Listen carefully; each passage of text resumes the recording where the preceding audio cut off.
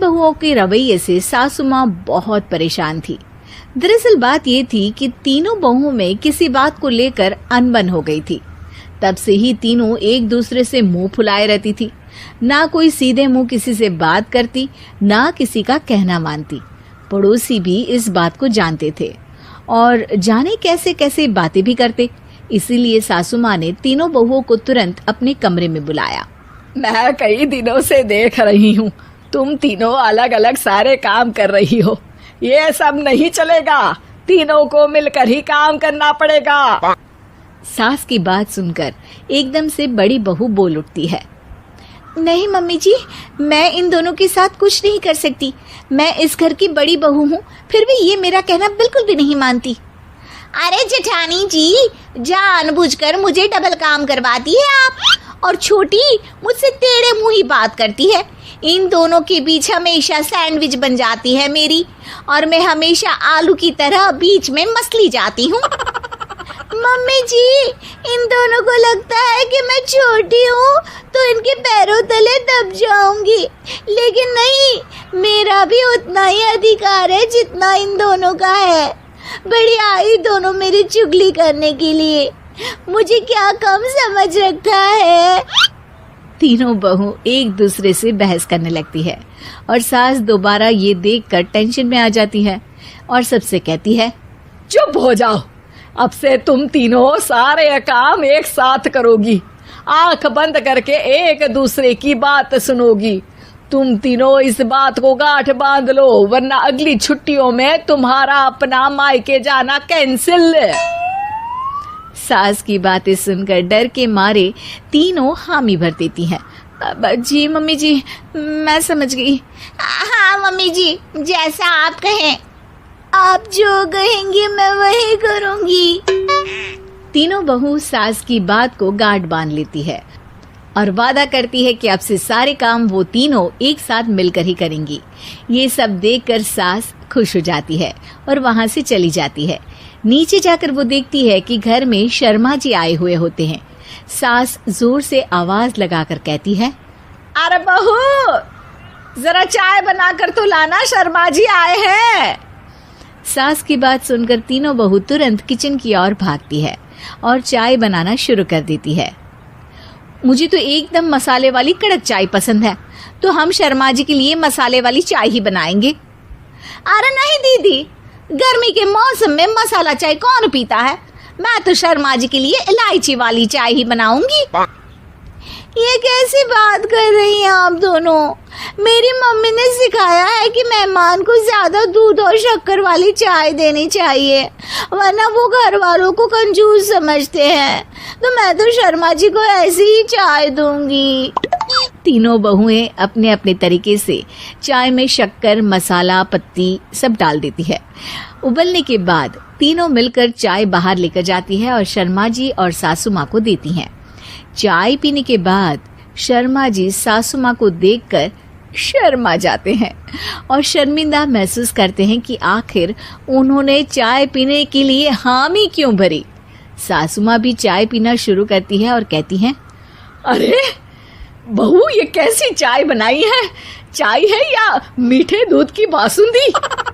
हाँ, चाय अच्छी नहीं लगी क्या? कोई बात नहीं, हम पराठा बनाकर लाते हैं। चलो चलो अंदर। हाँ चलो। हाँ, आती हूँ मैं भी। नहीं, मेरा पेट चाय ने ही चौपट कर दिया, वही काफी है। पराठे से पोपट नहीं करवाना, मैं तो चलता हूँ। शर्मा जी चुपचाप पतली गली से निकल जाते हैं।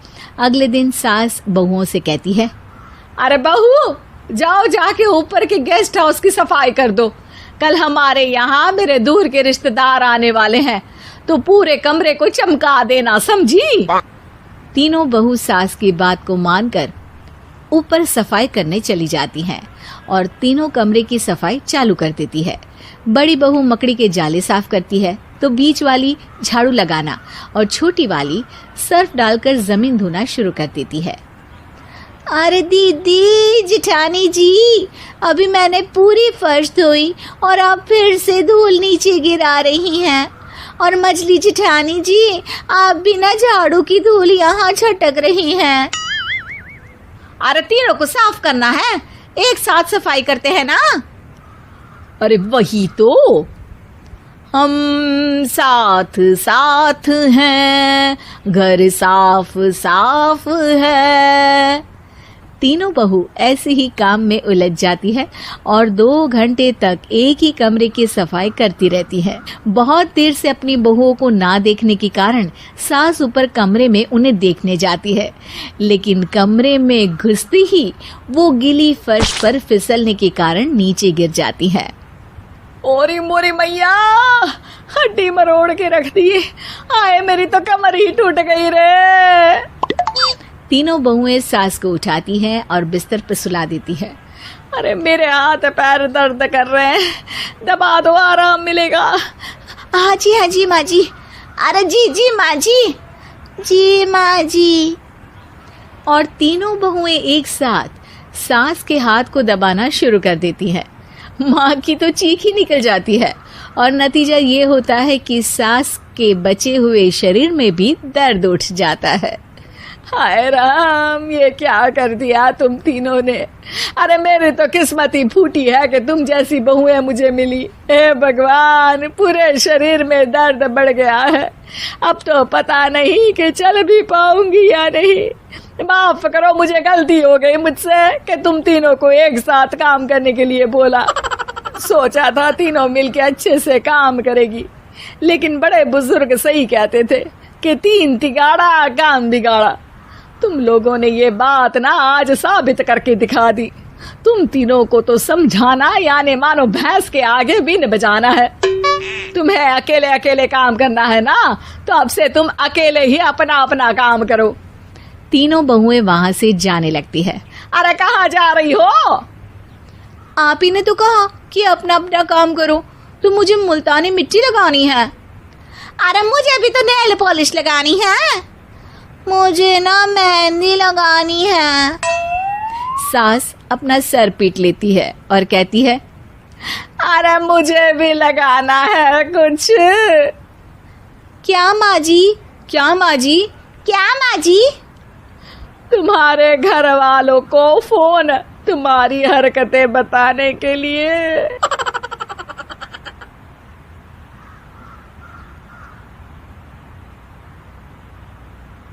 उस घर की है जहां बहू और बेटी को एक माना जाता था, लेकिन फिर अरे शिखा बेटा, तू रसोई में क्यों घुसी रहती है?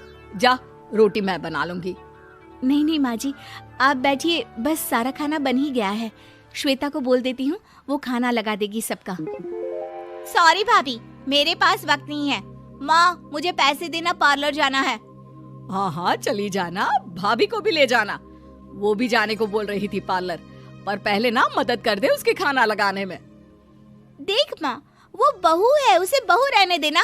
इतना सर पर मत चढ़ा भाभी को। श्वेता, ज्यादा मत बोला कर। बहू और बेटी में कोई फर्क नहीं होता है। जा जाकर काम कर। ननद को माँ का भाभी से इस तरह प्यार करना बिल्कुल अच्छा नहीं लगता। वो बार बार किसी न किसी तरह माँ को भाभी के खिलाफ भड़काती रहती, लेकिन कोई फायदा ना होता। एक रोज, अरे बेटे किशन, जा बहू को कहीं घुमा कर ला। सारा दिन घर में काम करती रहती है। हाँ माँ, हम लोग जा रहे हैं ना गोवा। अच्छा जी, भाभी ने तो हमें बताया भी नहीं। वैसे तो सारी पंचायत करती है, ये गोवा वाली बात क्यों छुपा गई हमसे? अरे क्योंकि उसे खुद नहीं पता था बहन। मुझे टिकट सस्ती मिल रही थी तो मैंने बुक कर दिया। हाँ शिखा, पैकिंग कर ले, संडे हम जा रहे हैं गोवा। दोपहर में शिखा पैकिंग कर रही थी कि सास आ जाती है। ये क्या बहू, साड़ियाँ? अरे गोवा जा रही है घूमने या फिर शादी में मायके हैं? माँ जी, ऐसा कुछ है ही नहीं, समझ में नहीं आ रहा क्या रखूं कपड़े में। अरे तेरी और श्वेता की साइज तो एक ही है, उसके कुछ मॉडर्न कपड़े ले ले, आकर लौटा देना। हाँ माँ जी, ये ठीक रहेगा। शिखा श्वेता के पास जाती है और उससे कपड़े मांगती है।